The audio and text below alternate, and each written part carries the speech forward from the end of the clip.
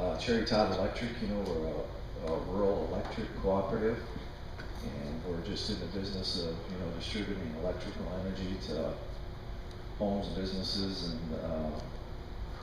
you know, agricultural operations.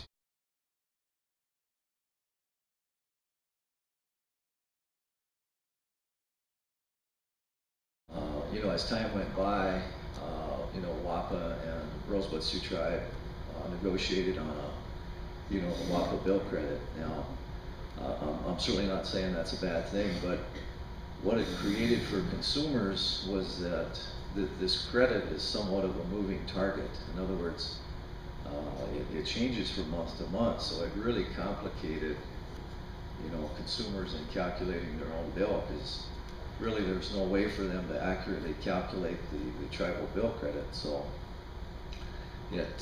it required consumers to call in, and, you know, the recipients of the bill credit, so either had to call into the office or come in and have us figure their bill, which we did gladly. But, you know, with probably you know, 4 or 5 office staff and you know, maybe 1,500, 2,000 bill calculations at the first of the month, it created quite a busy atmosphere the first few days of every month. But with the advent of our new metering system, the bills are calculated for the consumer now.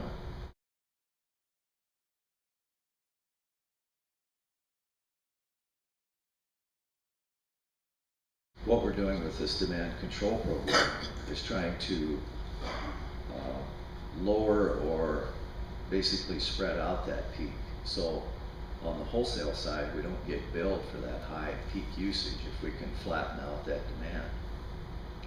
And that's what these load control devices allow us to do.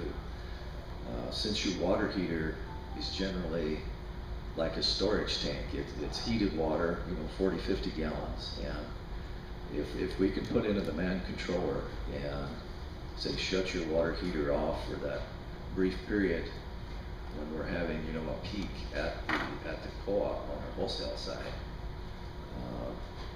you know, a water heater is generally about 4.5 kW, and we're getting charged on the wholesale side over $15 per kW. So what that basically means is if your water heater is on at the time Cherry Todd has a peak in usage or a peak demand, we could get billed on the wholesale side, you know, 4.5 times that $15, so in excess of $60, just because that water heater was on during that time. So what we're implementing with this demand control is, if we can shut your water heater off briefly, you have your tank of, you know, hot water to use. It really won't interrupt any, how should I say, normal household activities.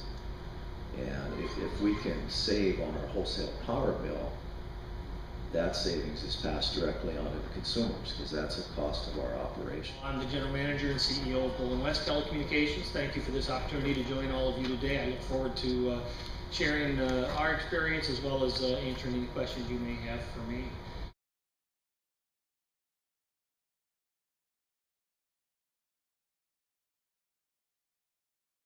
As I'm sure you're aware, one of our largest focuses is on the deployment of broadband. A hugely important role in all communities, in all areas, and has certainly been a course of our focus, not just the last few years, but several years, and certainly is a course of our focus in the years ahead.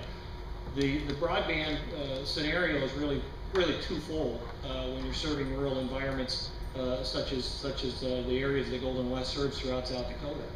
The first is the availability. Can you make it available? And I'm proud of our track record in terms of our deployment, not just on the Rosebud Reservation of tribal lands, but throughout the area that we serve in South Dakota. We've deployed broadband very deeply throughout our network, and consumers have it available. That's one aspect of it. The second aspect of it is, once it's available, what are the speeds and the capabilities that are applicable or available to consumers in their households, in their businesses, government, schools, very important, medical facilities, all power of that we get is about 57% coal, and about 23% hydro, 2% nuclear, about 0.5% of natural gas, 9% renewables, and Basin also purchased about 9.1% of their power. But the bad news, we did a cost of service study this year, and in that cost of service study, it figures out what we need to have for a rate increase.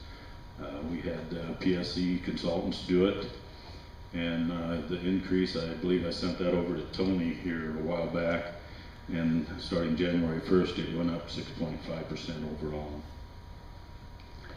overall.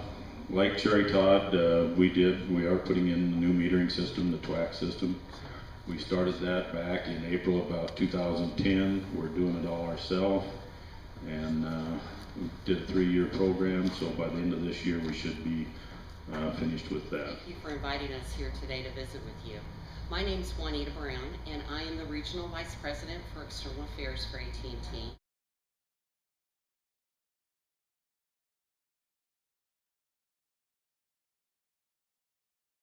We have the distinction of being the second poorest county in the United States.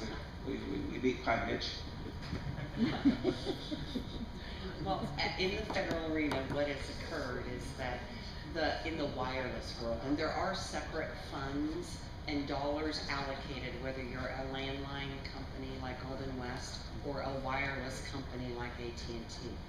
And as a part of that November order, the funding available to wireless providers was frozen and was to be phased down over 5 years to providers as of the end as of December 31st, 2011. Then going forward, there were new funds made available which carriers could bid on, and it was that process where this area was not available for funding due to the parameters in the FCC